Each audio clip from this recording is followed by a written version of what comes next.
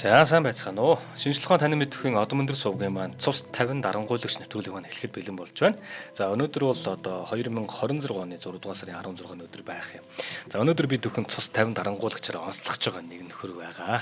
За нэвтрүүлгийн маань ивент тэгчээр Attribute чөлөөтэй амьсгалцгаая. Attribute бид бүхний дэмжиж ажиллаж байгаа. Мөн дээрээс нь чанарыг танд авчирна. Хүүхэд бидний ирээдүй Bikutan Kids бид бүхний дэмжиж ажиллаж байна. За нэвтрүүлэг маань та бүхэнд мэдээж телевизээр болон FM радиогоор за мөн одон өндөр сувгийн манаас YouTube хуудасаар хүрж байна. За нэвтрүүлгийн маань хөтлөгчөөр одон өндөр сувгийн хөтлөгч Онон ажиллаж байгаа. Өдрийн мэнд. Өдрийн мэнд. За өнөөдөр бид нэр дахиад Африк руу аялж байгаа. Тэгээд бид нар ч одоо Африкийн олон дарангуйлагчдыг ярьсан байгаа. Тэгээд энэ дугаараар бид нэр Гадафи гэдэг маш одоо нэр хүндтэй гэх юм одоо яг юу гэж хэлэх мэдэхгүй байна. Алдартай дарангуйлагчийн талаар ярих гэж байна. За ягаад алдартай нэр хүндтэй гэж байгаа вэ гэвэл бидний өмнө ярьсан маш олон дарангуйлагчид одоо хойно дандаа бас нэг санхүүжил өгдөг байсан дарангуйлагч нь Гадафи байсан юм билээ. За. Тэгэхээр одоо бидний өмнө ирсэн дарангуйлагчдад нартай дандаа нэг холбоотой, нөлөөтэй зураг цуг авахулсан дарангуйлагч нарын нэг нь байдаг. Тэгээд 42 жил бол энэ Ливолсын төрийг барьсан аимшигтай дарангуйлагч байгаа. За тэгээд Ливолсын талаар нэг жоохон мэдээлэл өгөхэд бол Ливолс нь Египт, Судан, Чад, Нигер, Алжир, Тунис гэдэг олон улстай хэлдэг маш том газар нутагтай улс байдаг. Африк төвд байдаг. Тийм, Африк төвд байдаг. Тэгээ 1.8 сая хавтгай дөрвөлжин километр. Тэгэхээр Монголоос бага зэрэг том гэсэн үг. Монголч 1.5 байдаг санагдаад байна. Гэхдээ энэ том газрын бараг 90% нь бол цөл хуурай хад асах байдаг. Тэгээ хүн ам нь 7 сая юм бэлээ. Тэгэхээр Африкта маш бага хүн амныхаа тоонд ордог. Монголоос бараг 2 дахин хийх хүн унтаа байгаад байна. За тэгээд газар дундын тэнгисийн эрэг дагах хотуудад ихэнх хүмүүс амьдардаг. Яг гэвэл бус бүгд илсэн зүйл байдаг.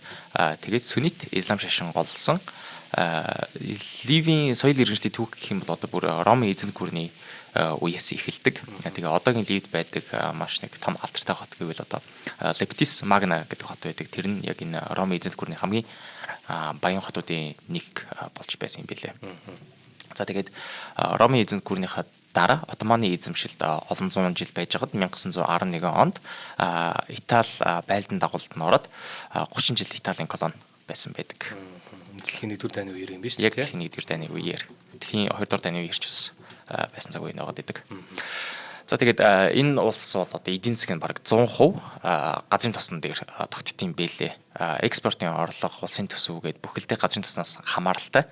Тэгвэл хүн ам нь одоо бусад Африкийн улсуудыг бодоход маш цөөхөлтэй байгаа учраас энэ их одоо нефтээ гадагш байгаа экспортлоод энэ мөнгөө энэ хүн амтаа хуваарлахад бол маш амархан харагдаад байгаа. Миний хувьд бол тэгээ мөнгө ихтэй хүн амтаа багтаа учраас одоо хангамж айж хуугаа хангалттай хийчих улсдаанч одоо энэ улс төр дарангуйлагч докторгүй байдлаас нь болоод энэ улс нь одоо бас л ялгаагүй дотоодын дайн самуунтай байсан хэвээр байгаа юм байлээ.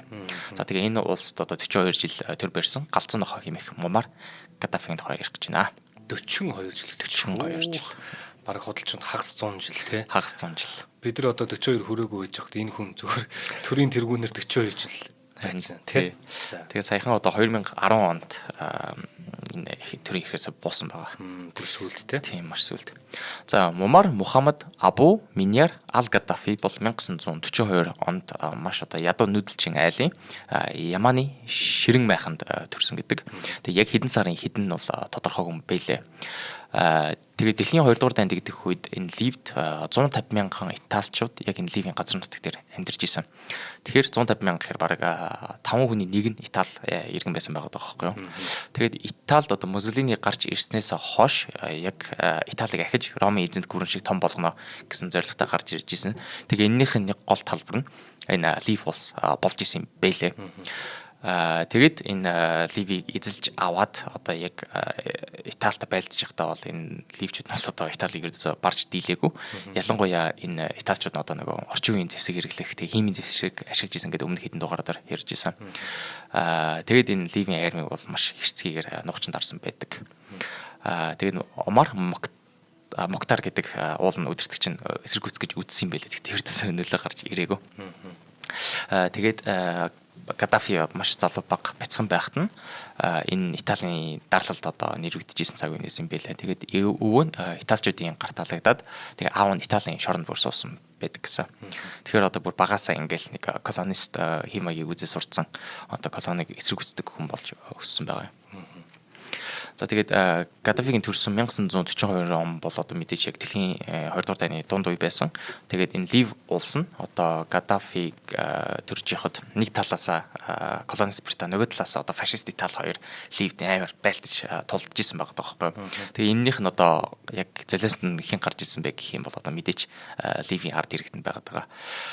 Тэгээд энэ Африкийн одоо фронт нь гэх юм бол яг гэрдээс амар тэнцүү байлдааны тулаан болоод исэн байгаа тоххой. Нэг өдөр нь одоо италичууд нь ялж, нөгөө өдөр нь британчууд нь ялж ингээл дандаа хилэн нааша цаашаа болоод ингээл хуураад идэг байсан фронт байгаад байгаа. Тэгээд яг ингээд дайны талбарыг ингээ нэг янзын хараад үзэх юм бол одоо нэг тал нь одоо дамгай тий ялалт байгуулчих юм бол нөгөө тал маш амархан ялагддаг хүн амных нь одоо нас орох тоонч бас бага байдаг. Гэхдээ энэ хоёр айрамч хоёулаа маш тэнцүү байлдаж явах юм бол одоо би нэг өдөр болгон олон зуун мянгаараа алдчихсан. Амар харгас хохирлогтэй тулаан болчихж байгаа байхгүй юу. Шууд дийлэд авчих байсан бол тэгээд хохирол багтаа болох мэдээч. За тэгээд энэ тухайн үед одоо ялагдсан тал нь дандаа нэг юу scorched earth гэдэг тактик ашигладаг байсан. Одоо энэ орчуулах юм бол юу гэсэн үг вэ гэхээр үнсэн товрог болгох тактик гэж байгаа байхгүй юу. Энэ нь одоо ямар ч юм хэрэгжилж болохгүй одоо бүх юм нурааж яагаад шатааж яагаад одоо ухрах тактикийг хэлж байгаа. Тэгэхээр одоо мал тариа, будаа байвал энэ бүгдийг энэ дээрэнд нь тэгээд одоо худаг усыг нь хортуулна. Тэгээд тарилгын талбайг шатаана гэсэн үг байгаа байхгүй. Тэгэхээр эн чинь ядаж одоо британчуудын газар нутаг биш учраас энд нь мэдээж хохирч байгаа хүмүүс бас ялгаагүй ливчүүд байгаад байсан. Тэгээд энэ дайны үед цэргүүд тэгээд газар доор маш их мин болж исэн юм бэлээ. Тэгээд Дэлхийн 2 дугаар дайнд дуусныхын дараа одоо энэ ч байгаа тариачин малчин хүмүүс бүгдээрээ ингээл тарилан дээр гарч ирсэн чинь мин дэлбэрээд маш олон хүмүүс амьсаа алдна эсвэл одоо ирэмдэг болж исэн байлээ.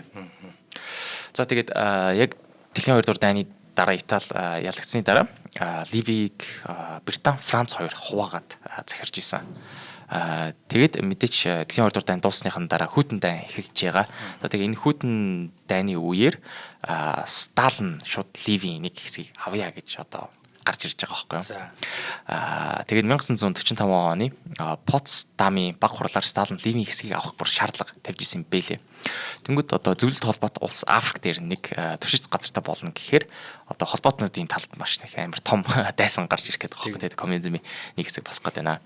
Тэнгүүд нь одоо Британи энэнийх нь эсрэг хөдөлж эхэлж исэн. Яасан бэ гэхээр за энэ Лив гэдэг улс ердөөсөө холбоотны талд холбоотны гэнэ зөвлөлт холбоот улс ердөөсөө өгч болохгүй байна. Тэгэхээр яасан бэ гэхээр одоо бидний мэдж байгаа шиг Британи биш байсан шүү дээ. Дэлхийн 2 дугаар дайны дараа байсан учраас одоо улс нь бөмбөгдүүлсэн, сүрцсэн маш ядуу олон улсын түвшинд одоо ямар ч хүчгүй улс болсон байгаад байсан. Тийм учраас энэ Ливийг захирах гэж байхдаа за бид нар зөвлөлт ердөөсөө өгөхгүй. Оронд нь бид нар энэ Ливийг тусгаар тогтнолчъя гэд тусгаар тогтнолыг өгсөн юм байлээ. Тэгэхээр энэ Лив улс яаж тусгаар тогтнол авсан бэ гэх юм бол зүгээр хоёр том гүрэн бие биентэй муудалцж яхад нь тэрнийхэн завшааныг ашиглаад өөрөө тусгаар тогтнол авсан юм байлээ. Тэгээд 1951 оны 12 дугаар сарын 24-нд тусгаар тогтноод 1-р Идрис хааны доор Ливийн хаант улс анх байгуулагдчихсан. За энэ үед бол одоо Гаддафи яг 9 настай байсан цаг үе. Тэнгүүт одоо шинээр тусгаар тогтнож байгаа шүү дээ. Одоо ингэ өөрийнхөө дураарч биш нэг гадны нөлөөгөөр тусгаар тогтнож байгаа болохоор энэ улс нь одоо яг тусгаар тогтнолтой бол бэлэн байгаагүй.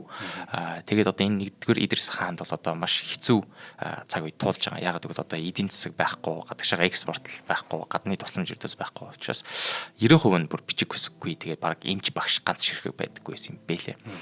Тэгээд энэ Дэлхийн 2 дугаар дайны дараа одоо эвдэрсэн муу болсон бүх төмрийн сэгийг борлуулж гадагшаага мөнгө татдаг байсан гэсэн.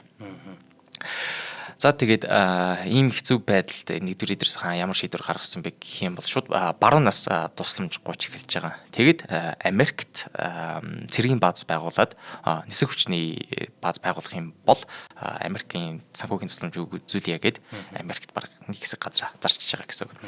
За тухайн үедээ бол маш одоо их оронч залуучууд бол энийг амар эсэргүүцчихсэн. Ягаад вэ гэх юм бол саяхан л одоо Италийн колони байж гисэн. Бид нэг Италийн колони зарлаас гарчингуудаа шууд барааны хамаарлаа орч амар хутамшиг байж таа гэдээ бол амар их дургуцж исэн юм бэлээ. За тэгээд амар ядуу хэцүү одоо гаднаас тусламж гуйж байдаг улс байж исэн чинь 1959 онд Ливийн Сиренайка мужийн Залтан гэдэг газрын тос илэрж байгаа. За газрын тос илэрснээр энэ улс ч амар хурдтай бажиж эхлэв. Бүх юм ингээд толгой дээр хэрэгжлээ өөр болчлоо. Тэнгүүд одоо мэдээч одоо хэл хахуул, арын хаалга, гадаадын нөлөө давж шалганы үзэл ингээд газар аваад эхэлчихэж байгаа. За энэ үед одоо Гаддафи руу буцаад ярий. Гаддафи баг байхдаа одоо Египт багш нарт тэрэнд амар их хичээл ордог байсан. Тэгээ Гаддафи бол өөрөө түүхийн хичээнд амар их дуртай байсан гэж энэ багш нар ярьдаг байсан байлээ. Тэгээд яг энэ үед 1956 онд Египтэд Гамал Абдел Насир гэдэг ерөнхийлөгч нь Суэцийн сувгийг одоо төрийн мэдэлд авснаар өрний нөлөөний эсрэг нэг том алхам хийж байгаа байхгүй юу? Миний ч бас ялгаагүй өрний эсрэг, колонистын эсрэг үзэл бодолтой байгаад байсан.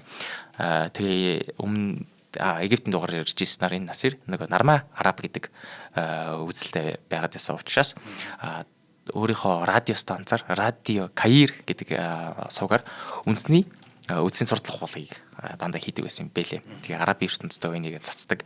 Тэгээ энийг нь бол одоо Гаддафи сонсож өссөн байна.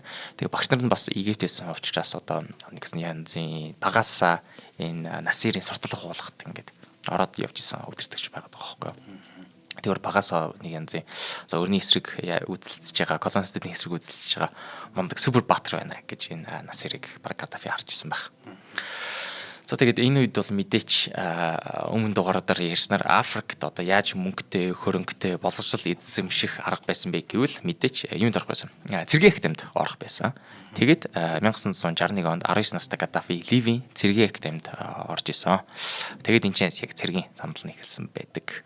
Бусад дарамгаалагчтай адилхан нэг цэргийн түүхээр гарч ирсэн дарамгаалагч байгаа. Тий 20 дугаар зуунд бол яг нэг улс хоорондоо колон, хаант засаг, те парламентын засаг, ардын засаг гэдэг ч юм уу ингээд партизанууд маш олон ийм одоо нэгжүүд гэх юм уу те нэгэсэндээ өөр давхарга өөр үзэл бодолтой юм хүмүүс байсан. Тэдний чинь нэгтгэхийн тулд цэргийн хүч мэдээж хэрэг болж байгаа үеийн л 20 дугаар зуунд өрнөд байгаа шүү дээ. Тэгэхээр нөгөө дийлэнх удирдагч нь дандаа цэргийнхэндээ итгээд байдаг. Цэргийнх нэг одоо юу гэдгийг улсаа хамгаална гэдэг байдлаар одоо улс төч гэсэндээ нөлөөтэй байгаа нь тэр нөгөө дайн дажинтай тэг колон орнууд нэг нэгнийгээ ингэсэн байдал байж учраас цэргүүд айгүй тийм цэргийн эрх мэдэлтнүүд улсын эрх мэдэлт айгүй их том байр суурь эзэлдэг байгаа тий тэгдэг байсан. Тэгэл энэ цэргийн генерал эрх мэдэл булааж авал тэр ирэлтийг л тарангуул гэж болчдөг.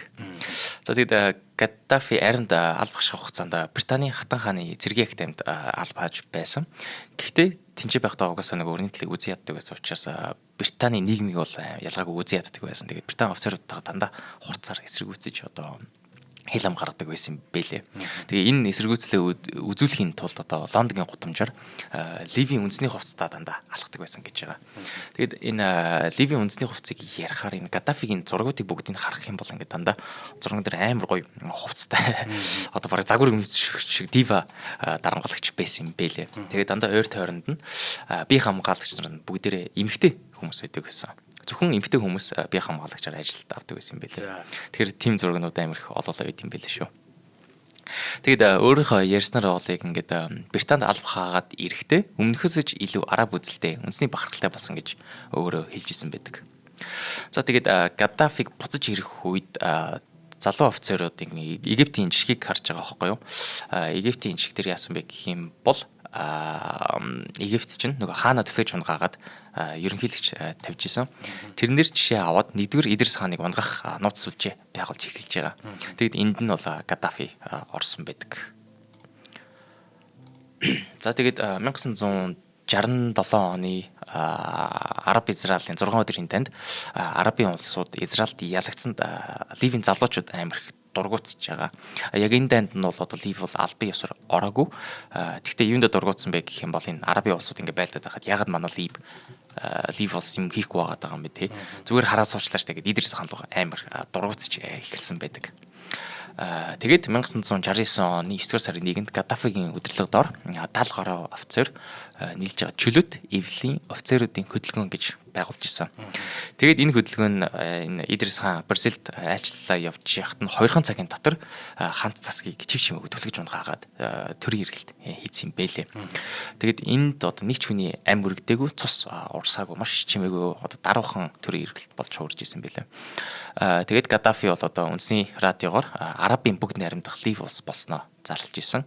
Тэгээд эрх чөлөө эв нэгдэл нийгмийн шударга ёсыг ард иргэдтэй амлаж байгаамаа. За тэгээд энэ төрлийн эргэлтийг бол ард иргэд амар эргээр хүлээн зөвшөөрж байгаа байхгүй юу? Тийм байлгүй дээ. Тэгээ манай нөгөө новшин хаан ч байхгүй болчлаа. Одоо жинхэнэ хувьсгалж үзэлтэй улсынхаа төлөө жинхэнэ ард иргэдэд бодсон өдөр төрчд гарч ирэх нэ гэж бүгдээ дэмжиж исэн бэлээ. Тэгээд дараа нь хувьсгалчт нь одоо энэ Гаддафигаар тэргүүлж хагаад нэг 12 хүний бүрэлдэхүүнтэй хувьсгалт командлах зөвлөл гэж байгуулж исэн. Тэгээ энэ хувьсгалт командлах зөвлөл нь маргааш нь Гаддафиг хурандаа болгож төвшүүлээд Ливийн зэвсэг төвчний ерөнхий командлагч болгож байгаа. Тэгэхээр одоо хаант засаг бас байхгүй, ерөнхий илэгч байхгүй, ерөнхий сайд байхгүй болонгууд Гаддафи нэг ёсны төрийн тэргүүн болоо орчиж байна. За хамтран ажиллаж ярих уу. Тэгээ. Дээрээс нь нөгөө цэргийн ерөнхий командлагч шүү дээ, тий. Цэрэг арим нь өөрийнх нь гарт ирчихэж байгаа. Тэгж байгаа. За нэвтрүүлгийн маань хамтран ажиллагчаар Linus Med компани чанарыг танд авчирна хүүхэд бидний ирээдүй Bikutan Kids хамтран ажиллаж байгаа. За таны хүүхдүүдтэй 15 төрлийн эрдэс витамин агуулсан мультивитамин ашигтай бактери агуулснараа давуу тал ихтэй Bikutan Kids гэдэг ийм бүтээгдэхүүн байгаа. За ер нь бол хүүхдийн дархлаа болон өсөлтийг дэмждэг, бодисын солилцоог нь бас дэмжинэ. Тэгээд дээрэс нь тархины үйл ажиллагааг бас дэмжинэ. Ашигтай бактери нь бол хоол боловсруулах эргэтэн системийн үйл ажиллагааг тэнцвэржүүлдэг. Тэгээ хайрцаг дотроо ийм 14 ширхэгтэй одоо ийм нунтаг хэлбэртэй ийм уудалцсан байх юм шүү дээ, тий. Тэгээд 1-3 насны хүүхэд өдөрт 1 уутыг, 4 болон түүнээс дээш насны хүүхдүүд 1-2 одоо уутыг ус юм уу тарганд найруулан ууж хэрэгэлдэг ийм нэмэлт бүтээгдэхүүн байгаа. За тэгэхээр та бүхэн маань Health Point гэдэг одоо эмийн сангууд байдаг шүү дээ, тий. Health Point-ийн эмийн сангуудаар болон бусад бүх эмийн сангуудаар ороод мэдээж эмийн санчаасаа тий Linus Med компани Bikutan Kids гэдэг хүүхдийн нэмэлт бүтээгдэхүүн байх ёстой гэж асууж агаад зөвлөлдөөд тэгээд хүүхдэд хэрэгцээтэй байх юм бол авч хэрэглээрэй гэж зөвлөх байна. За тэгээд бид бүхний дэмжиж ажиллаж байгаа Linus Med компаниг хамт олондоо баярлалаа. Баярлалаа. За Гаддафи одоо шууд ингээд төрийн тэргүүлэгч болонгуудаа өмнөх засгийн ноёд албан тушаалнуудыг бүгднийг төрийн урагч тэгээ авилгын хэрэгээр ялж ягаад улс төрийн намын хоригдол болгож байгаа бүгднийг шоронд аваа хийж байна. Тэгээд дотоодыг хамгаалах товчоо гэж байгуулж байгаа. Тэгээд тэд нар нь одоо дуртай хүмүүсээ шүүх хурлгүйгээр шууд шоронд хийх эрх мэдэлтэй болчихж байна. Тэгээд Абу Салим Аян Зара гэдэг шоронгуудад хүмүүсийг шүүх хурлгүйгээр хордог байсан нэг хэдэн зуун мянган хүмүүсийн тооцоо байдалдаг. Тэгээд хүний эрхийн хараал гэдэг байгууллага бүр 2009 он хүртэл цагаатгсан 500 хүнийг хорж байсан гэсэн тайлан гаргаж байгаа. Бүр цагаатгах чадаа байсан мөртлөө ингэж шорондоо хориод байгаа байхгүй юу. Тэгээд эсэргүү үг хэлсэн оюутан сэхэтэн хүмүүсийг бүгднийг золбин нохоо гэж Гаддафи бол шууд өөрөө цолддог байсан. Тэгээд олон нийтийн нүдэн дээр дүүжилж сүрийг үзэлдэг гэсэн юм бэлээ.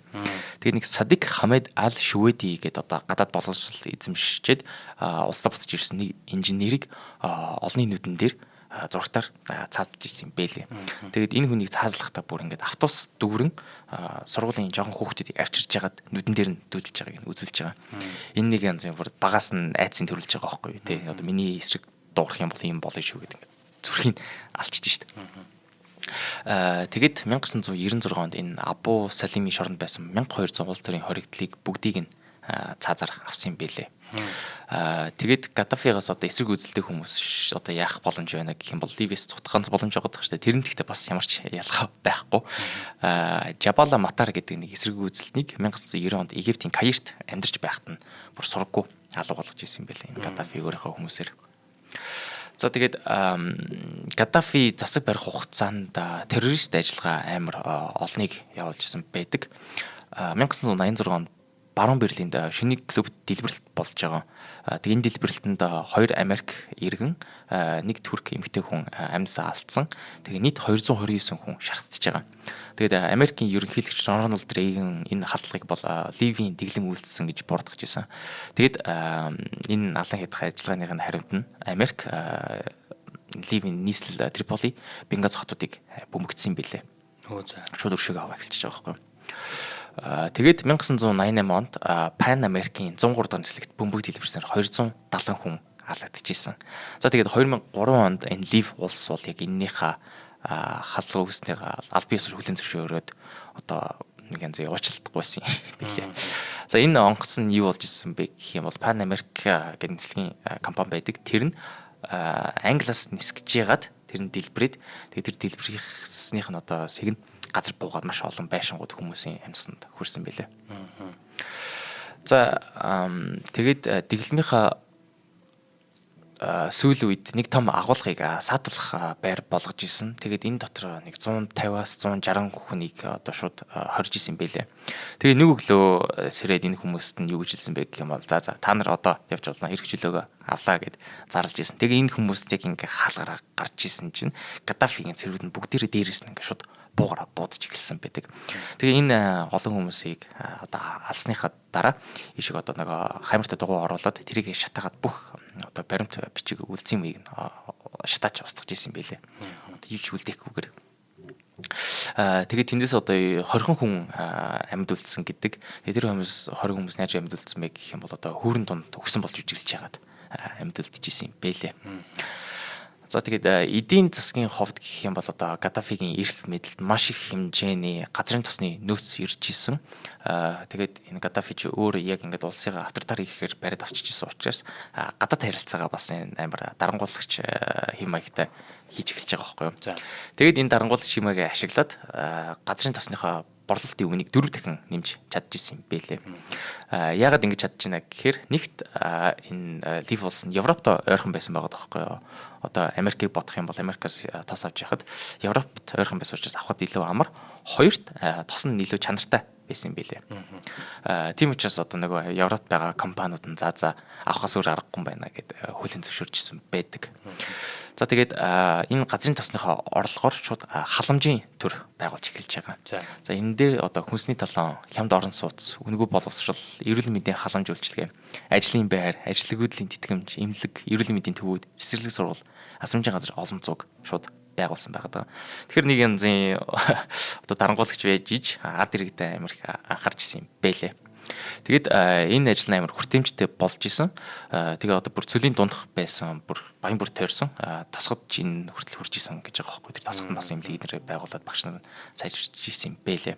Тэгээ энийг нь бол яг аль бие усны конгрессийн номын сангийн архивд бичсэн байт юм бэлээ.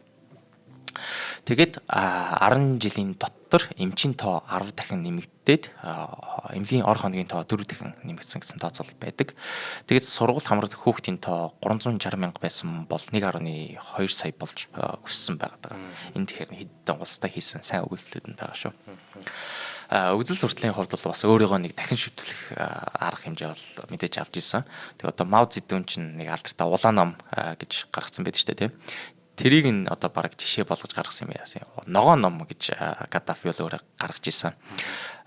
Тэгээд энэ ногоон ном нь бол монголоор орчуулганд байд юм бэлээ. Номын дэлгүүрт зард юм бэлээ. Тэгээд Гаддафи энэ номонд юу гэж хэлсэн бэ гэх юм бол одоо хувийн аж ахуй төрөөс хөлсний ажлыг мүжлэг гэж үздэг байсан. Тэгээд 1978 онд бүх ингэж байр төрөөсөлж исэн хүмүүсийг шууд тэр байрныхаа эзэн болгож исэн. Тэгээ ард иргэдтэй баг ингээл 18 нас хүрэх юм бол улсаас нь ингэж байр өгдөг. Эхнэр нөхөр хоёр хүүхэдтэй болох юм бол эхнэрт нь шууд $5,000 өгөх гээд ард иргэдтэй амир халамжийн үйлдэл хийдэг байсан юм бэлээ. Тэгээд Гаддафи бол одоо худалдаачин хувийн хүрэгнийг шимэгч гэж үздэг байсан. Тэгээд хувийн дэлгүүр хоршоо бүгдийг нь хурааж аваад төрийн өмчийн супермаркет болоо хурагчиж байгаа.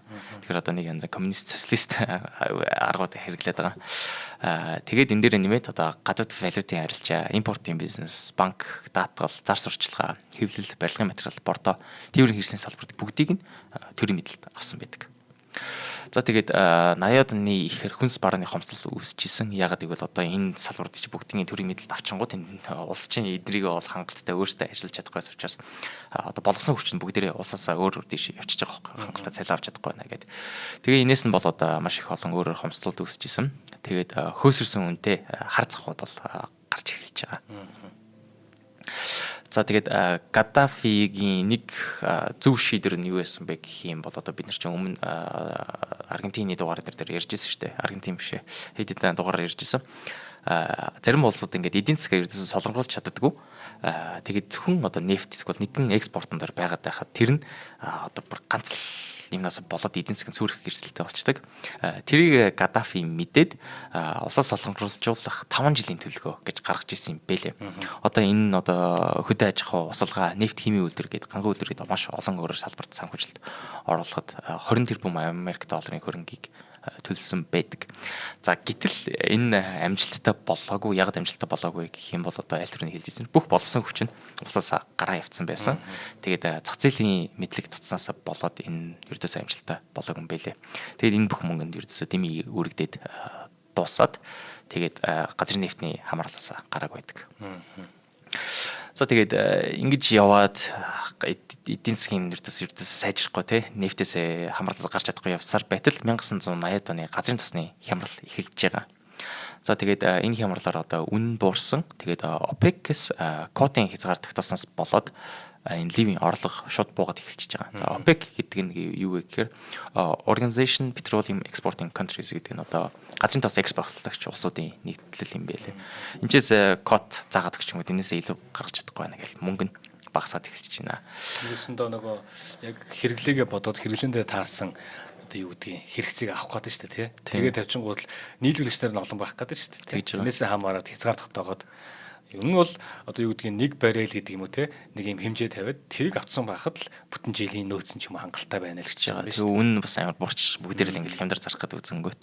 За энээсээ болоод бол дэлгүүрийн лангуунууд бүгдээ хоосорч байгаа. Тэгээд маш том одоо төслүүд нь бүгдээ зогссон байдаг. Тэгээд цалингийн зардал буурахын тулд гадаад мэргэжлүүдийг бүгднийг улсаас хөөж гаргаж ирсэн юм бэлээ. Тэгээд 90-ад он гарахад нэг аль төрөний хідэн алан хятад үйл ажиллагаа явуулж ирсэн гэж хэлсэн шүү дээ. Тэднийх нь хариуд нь нүүбээс эдийн засгийн хорионуудыг тавьсан байдаг. Тэгээд одоо гадагшаага экспортлох мөнгөгүй болоод жоохон хэцүүдэж эхэлж ирсэн чинь энэ дэр нэмээд нүүб хориг тавьж байгаа улам хэцүүдэж байгаа. За гадаад бодлогын хувьд Гаддафи амар сонирхолтой байгаад байдаг байсан. Яг гэвэл амар олон өөрчлөлтүүдийг хийжсэн юм байлээ. Нэг талаа баримтлал тэгчихсэн. Нөгөө талаа орох магадлал их гардаг байсан. Анхандаа Израиль болон өрний эсрэг үзэлтэй байсан юм байлээ. Тэгээд Арабын хувьсгалч байсан байгаа тоххой. Тэгээд Британи, Америкийн цэргийн баазуудыг бүгднийг улсаасаа хөөж гаргасан. Тэгээд Палестины бүлгүүдийг бүгднийг амар ихээр дэмжиж ажилладаг байсан юм байлээ. Гаддафи гэхдээ өрний эсрэг үзэлтэй байгаад байгаа шүү дээ. Тэгсэн мөртлөө аль төрний нөгөө бичсэн ногоо номонд коммунизм, социализмын бас амар эсрэг үздэг байсан. Тэнгүүд ингээ өрний талаас харахад за энэ лив гэдэг улс чи яг яах гэдэг вэ? Манайхтай ажиллахгүй гэж байгаа мөртлөө бас зөвлөл холбоот улстай ажиллах ямар ч сонирхол байхгүй байна. Тэгээд яг яаж харьцахаа мэддэггүй байсан. Тэгээд энэ ногоо номонд социализм, коммунизмыг эсэргүүцэж байгаа ч гэсэн энэ нэг янзын яг Оросын одоо Ленин, Сталины коммунизмыг эсэргүүцэж ирсэн юм билээ. Тэгээд номондоо яг өөрийнхөө социалист ислам гэдэг нэг шинэ гуравдагч замыг гаргаж ирж ирсэн. Талаар бичсэн байлаа. За тэгээд Ливийн газар нутгийн төрж орсон далайн хэсгийг Сидрагийн булан гэж байдаг. Энэ булан бол одоо олон улсын дундын эзэмшил байгаад байгаа. Тэгсэн чинь гівгэнт Лив улс энэ жижигхэн булан чинь одоо манай газрын эзэмшил шүү гэд зарласан байдаг. Тэгээ энэс болоод 1981 онд Лив Америкийн арим тулаанд орж исэн. Тэгээд эндээс эхлээд Америк одоо газрын тос технологи, аялал жуулчлал, худалдааны хориг бас тавиад эхэлчихэж байгаа. Нүб дээр нэмээд тэгээд Гаддафи бол яг анхандаа Египтийн Насиртай адилхан нөгөө Арабын нэгдсэн улсыг байгуулах маш их хүсэлтэй байсан. Нөгөө Насир нь өөрийнх нь супер баатар байсан шүү дээ. Тэгээд Насир 1970 онд нас барахад Гаддафи түүнийг орлох бол арай хэмжээнд хүрээгүй байсан байдаг. Тэгээд нэг янзын Арабын ертөнцийг нэгтгэн гэж ярьдаг мөртлөө Египт, Сир, Түнис зэрэг улсуудыг бүгднийг одоо хулчгар Боронгой хаан засагтай авилгач барууны нохоо зэрэгээр доромжилж шүмжилдэг байсан юм байлээ. Тэгээд 70-аад оны сүүлээр Арабын ертөнц дотроо задарч эхэлж исэн. Тэгээд Израилийн эсрэг тэмцдэг байсан улсууд нь Израильд байлтахаа болоод одоо нэг инх тайвны замаар явах гэж хичээж байгаа байхгүй юу. Тэрнийх нь хамгийн анхны няцсан улс нь бол юу юм? Египт байсан юм. Египт ингээд Израильд инх тайвны гэрээ хийх гээд зарлж исэн чинь Гаддафи энд амар дургуутсаж байгаа. Шууд монголч юм бэ, ямар арчиг юм бэ те. Насир байсан бол инхэхгүй штэ гээд Египттэй 4 хоногийн дайн зарлж исэн юм бэлээ. Яг ажигт бүр залгаа байгуулс тий. Тийм. Тэгээд энэ ч нөгөө Нармай Араб гэж байгуулах гэж байгаа. Тэрнээсээ илүү жоохон ухраад Нармай Африк гэж байгуулах гэж хичээжсэн байдаг.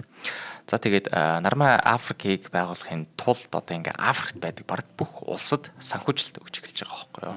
Энд чинь одоо засгийн газар байна, босгогчд байна, чөлөөлөх бүлгүүд байна, исламын байгууллагууд, томоохон төсөл хөтөлбөр бүгднийг дэмжиж ажиллаж байгаа.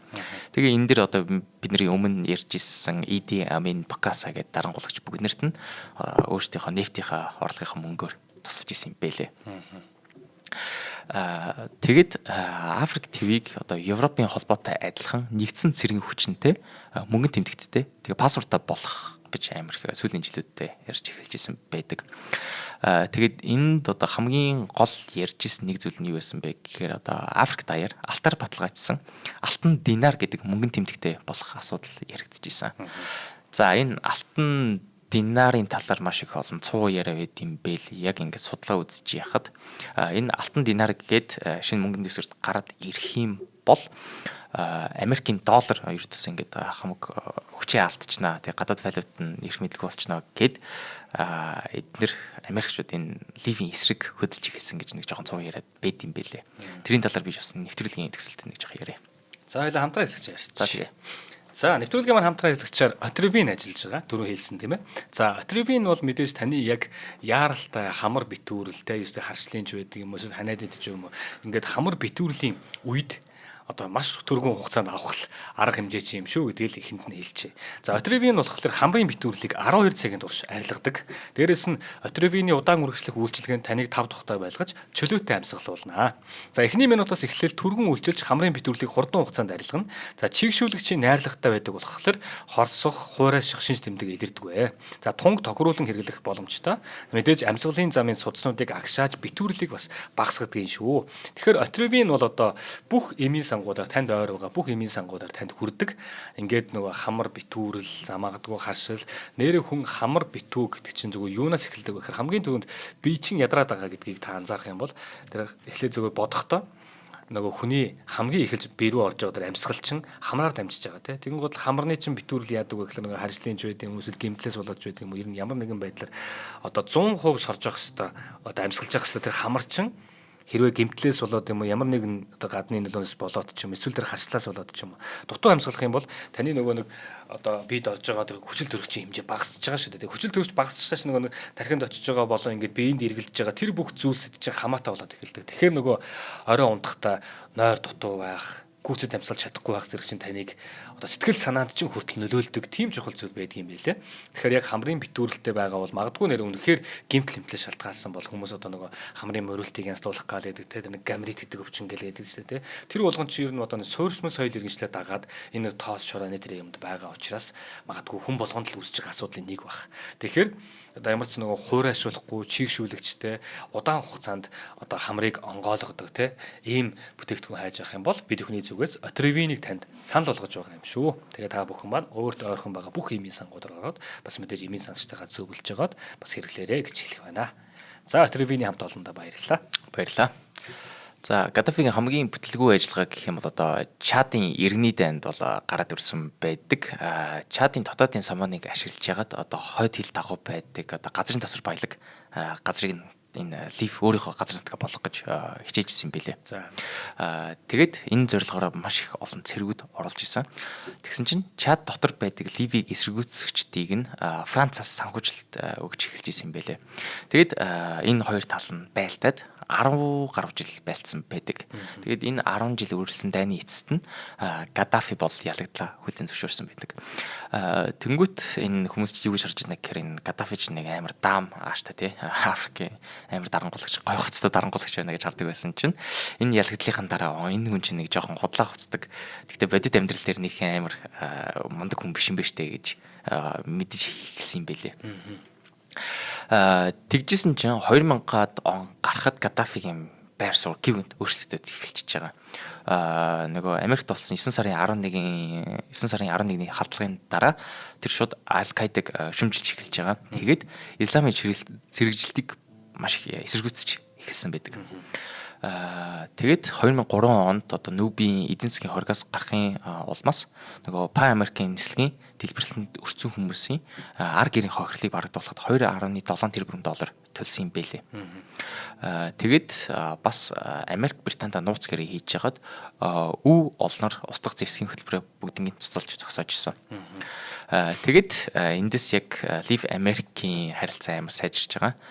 Тэгээд 2006 онд Америкийн элчин сайдын газар нийслэл Триполи хотод байгуулагдсан юм билээ.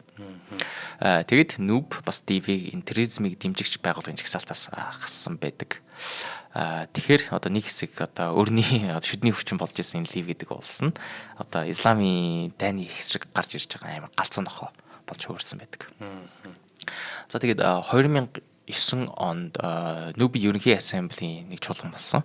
Тэгээд энэ чуулган дээр одоо нэг улсын төлөөлөгч 15 минут ярих эрхтэй байдаг.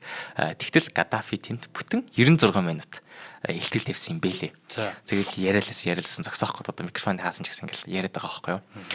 Тэгээд Гаддафийн гол шүмжилсэн зүйл нь юу байсан бэ гэхээр энэ Нүбийн аюулгүй зөвлөл байгаа юм. За энэ аюулгүй зөвлөл гэх юм бол одоо Америк нэгдсэн улс, Британи, Франц, Орос, Хятад гэсэн 5 улс байдаг. Тэгээд тэдний талаар яг юу гэж хэлсэн бэ гэвэл хориг тавих эрх мэдлээрээ далайлдаг, жижиг улсуудыг дээрлэгдэг аюулгүй зөвлөл гэсэн нэртэй мөртлөө эдийн засгийн хориг айдас хүйцсийг л авчирдаг. Та нар бол айдсын зөвлөл. Танаа энэ Нүбийн дүрмээр жижиг том бүх улс тэгш эрхтэй гэсэн мөртлөө 5 улс давуу эрхтэй байдаг. Энэ дүрм чинь дотор логикийн зөрчилтэй гэж хэлээд Нүбийн дүрмийг гаргаж ирж байгаад уурсан юм билээ. За тэгээ энэ мэдээж одоо баруун зөнгөд бүх энэ том улсуудын дургыг хүргэж байгаа. Тэгээд одоо би бас өөрөө энэ хэлж байгаа юм бас жоохон ойлгол байна л да. Тэгээ үнэхээр эртэгчтэй байж яхах юм 5 улс шин дамгаа байд юм бэ. Тэгэхээр бас дарангуулагч хүнтэй нийлж байгаа сонирхол байд юм билээ. Тий, одоо жишээлбэл зүгээр нэг монголчуудтай холбоотойгоо нэг Нүбтер нэг жишээ татъя л та тий.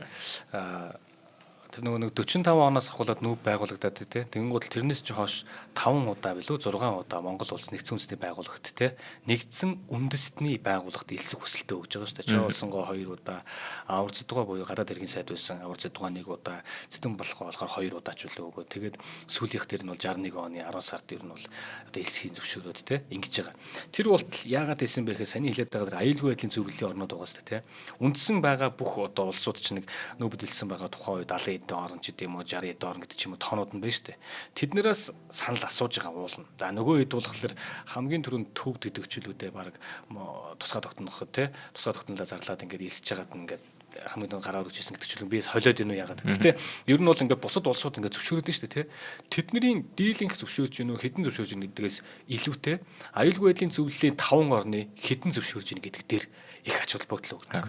Тэгэнгүүт тэн дээр нөгөө тухайн үед чинь нөгөө Тайван чин хятадыг төлөөлөд байгаа шүү дээ. Тэнгууд Тайваны хятадууд болохоор нэгдсэн үндэсний байгууллагт бүгд найрамдах Монгол ард улсыг эсхийг хүлээн зөвшөөрөхгүй гэсэн байр зүйтэй байгаа гэдэг. Тэгэхээр нөгөө одоо юу гэдгийг 60 улсаас те баг 50 зөвшөөрөөд буюу одоо ардчилсан хэлбэрээр харах юм бол те баг 80-90% зөвшөөрчөд байхад хүртэл аюулгүй байдлын зөвлөлийн дээр 5 орны шийдвэр бас их сонирн байгаа шүү дээ те. Илүү өндөр дүнтэй, илүү өндөр хувьтайгаар бас юмд оролцох гэдэг байгаа зү. Тэрийг бас шүүмжлэж байгаа юм байна те. За тэгээд 2 жилийн яг энэ үйл явсных нь 2 жилийн дараа бидний өмнө олон нийт төрлөг хэрэгжижсэн Арабын хавар эхэлжсэн. Тэгээд энэ Арабын хаврын хувьсгалын давлгаа бол өөртөөс мэдээж энэ одоо хурднаар ярих юм бол маш олон дарангуулагч нар Африкаар ингээд ээлж дараалаад унж исэн. Тэгээд энэ давлгаа бол мэдээж энэ Ливийг алгасааг байдаг. Тэгээд 2011 оны 20 дугаар сард Ливийн залуус Гаддафигийн 42 жилийн одоо ноёрхлыг эсэргүүцсэд жагсаж эхэлж байгаа. За Гаддафи энд нь ямар хариу авч ийна гэх юм бол шууд өөдөөс нь буугаар хариу барьж байгаа байхгүй юу? Шууд ард иргэдлэгөө буудаж эхэлж байна. За тэгээд хүчрхийл өрнөж эхэлж яхад айрам дотор хагарал гарчиж байгаа. Нэг нь цэргийн албан тушаалтнууд сайд дипломат хүмүүс тэмцэгчдийн талд орж байна. Тэгээд арчлыг дэмжигч хүчүүд нь улс дотроо үндэсний шилжилтийн зөвлөлийг байгуулж хагаад олон улсын анхаарлыг Лив рүү татаж эхэлж байгаа. Тэгээд Гаддафигийн уналтанд хамгийн том нөлөө үзүүлсэн тал юу вэ гэх юм бол НАТОгийн тал байгаа юм билээ. За НАТО бол тэднэрт маш хүчээр агарын цохилт үзүүлж эхэлж байгаа Ливд. Тэгэд Нүбийн аюулгүй зөвлөлийн 1973 оны тогтоол гэж байд юм байлээ. Тэгээд тэр тогтоолын дагуу энгийн иргэдийг хамгаалахад шаардлагатай бүх арга хэмжээг авна гэсэн байдаг. За тэгээд энэ тогтоолын хүрээнд НАТО 21 онгоц тээвэрлэгч 250 онгоц 8000 цэргийн хүчээр тоталчж байгаа. За тэгээ мэдээч энэ хүчийн эсрэг бол одоо Ливийн улс юу ч хийж чадаагүй. Тэгээ 2011 оны 10 дугаар сар гэхэд Гаддафийн болон түүний хэдэн үнэнч хүмүүс одоо Сирте хотод бүслэгдсэн байгаад байна. Тэгээд энэ 10 сарын 20-ны өглөө Гаддафи бүслэлтийг сэтлэхээр одоо 50 машинтай шууд ингээд хөдөлж байгаа. Тэгэхээр НАТОгийн нислэг төрөд одоо бүгдээрээ энэ дээрээс нь буужангаар буудаж эхэлж байна. Тэгээд бүх энэ цуваанууд нь хяар болоо хөрсөж байна. Тэгээд Гаддафи хэдхэн амьд үлдсэн хүмүүстэйгээ бохирын шумаар дамжаад одоо цугтж байна. Тэгжсэн чинь нэг бие хамгаалагч нь одоо дээр байгаа онгоцуудын өөдөөс нь гранат шидэд тэр гранат нь өөр дөр нь унаад өгчээсэн байлээ. Тэгэхээр Гаддафи юу гэвэл энэ бие хамгаалагч нь тэгж өгчээсэн ус нэг жоохон онгоцоо гранат хийж байна. Тэр нь жоохон нийттэй байлээ. За тэгээд бохирын хоолоогоор ингээ гарч ирж байгаа ш Гаддафи ч цөөхөн хитгэн хүмүүстэй тэгээд одоо цусндаа ойлгогдсон одоо бүрстэ хог болсон хүмүүс байдаг. Тэгвэл бохирын хоолойных нь гарцсан дээр нь одоо босгочд хүлээж байна. Тэгээд бүгдээрээ Гаддафиг шууд зодоод эхэлж байна. Тэгээд одоо нөгөө жадтай буугараа зоогоод эхэлсэн байдаг. Тэгээ яг энэ чэнэс нь хизэн нь бол яг амь тавьснаа бол мэдэгдэхгүй. Гэхдээ ингэж нэг 42 жил тэр барьсан Муаммар Гаддафи 69 настайдаа өгөж талд орлоо.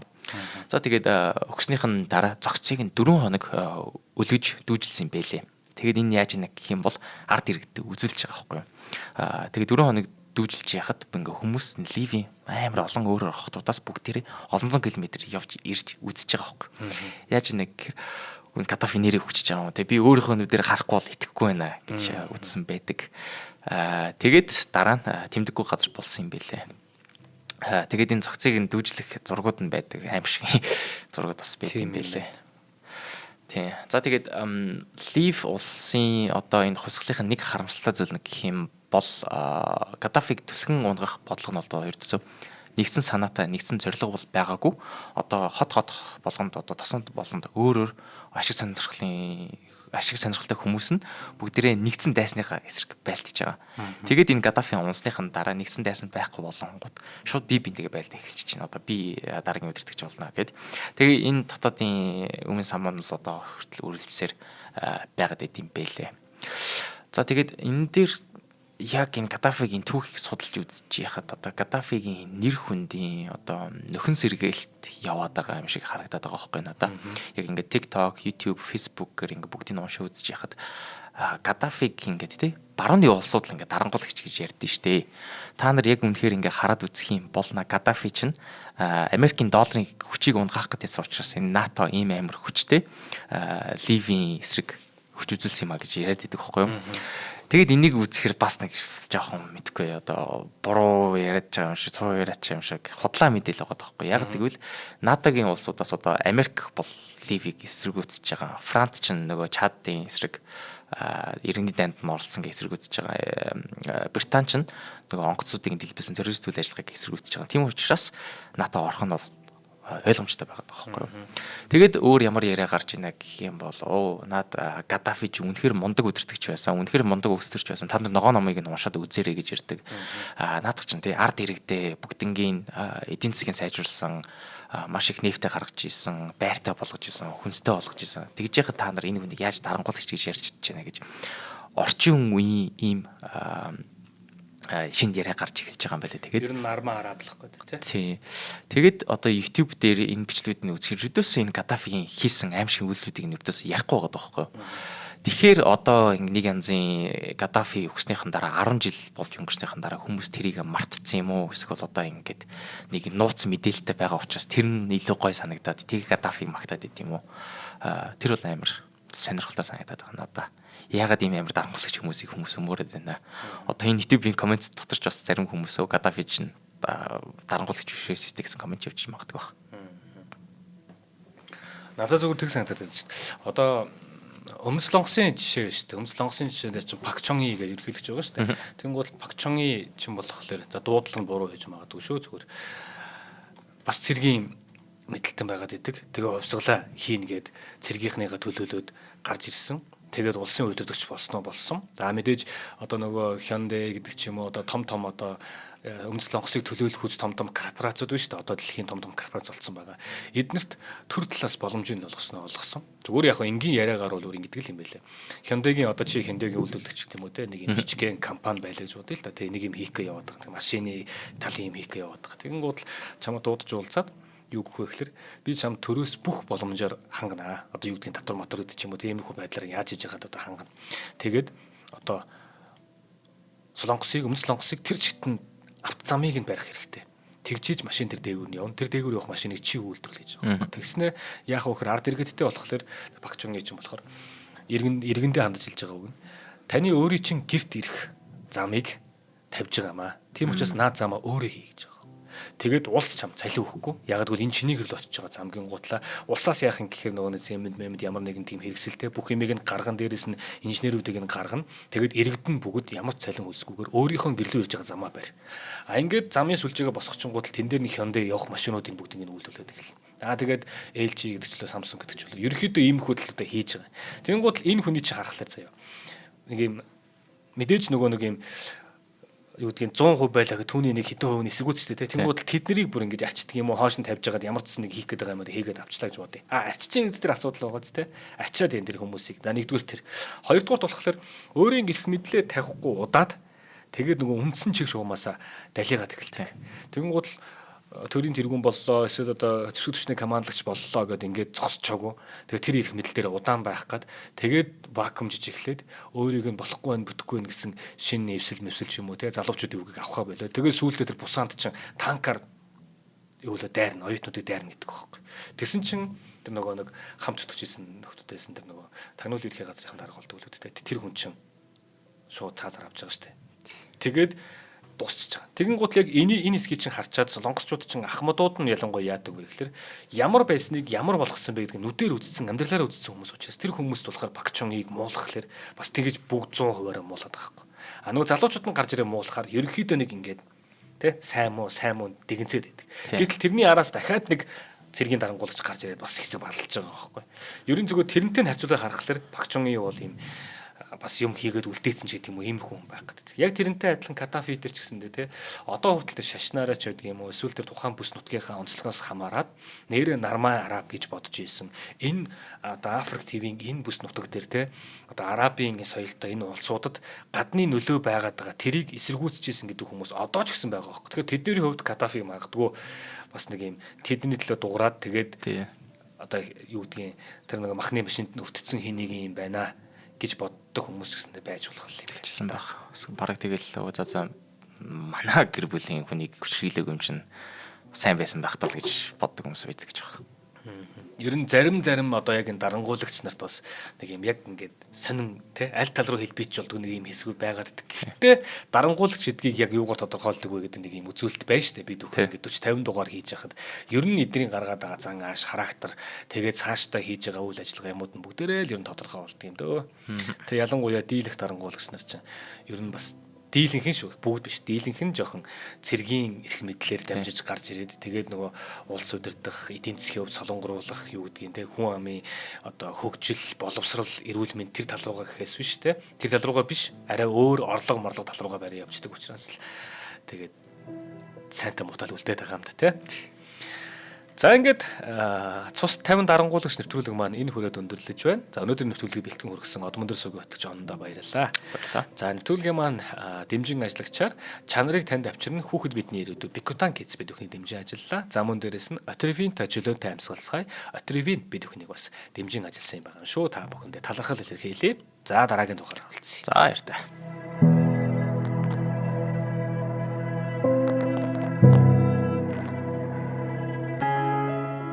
Нэвтрүүлгийг хүлээн авсан Нарны аймгийн монголчуудаа баярлалаа. Одмондөр Сүг нь энэ мэдчлэн таны мэдхүйн мянган нэвтрүүлгийг 2026 оны 7 сарын 1 хүртэл та бүхэндээ хүргэх юм. Их хэлээрээ шинжлэх ухаан танин мэдхүйг түгээх нь үлсэд нэгтгэх хүсвэл та бидэнд хандив өгөх боломжтой. Жилдээ ганцхан удаа 100 мянган төгрөгөөр биднийг дэмжснээр шинжлэх ухаан танин мэдхүйг түгээх энэ үйл хэрэг амжилттай үргэлжлэх юм. Одмондөр нэр дээрх Худалдаа агшлын банкны дансага 4191 Тэг 4518 Та 100 мянган төгрөгөөр шилжүүлэхдээ гүйлгийн утга дээр нь өөрийн нэр болон утасны дугаараа заавал бичээрэй. 100,000 төгрөг хандилснаар од мөндөр сүгийн алтан гишүүн болох юм а. Шинжлэх ухаан танин мэдхгүй Монголд ялах болтугай.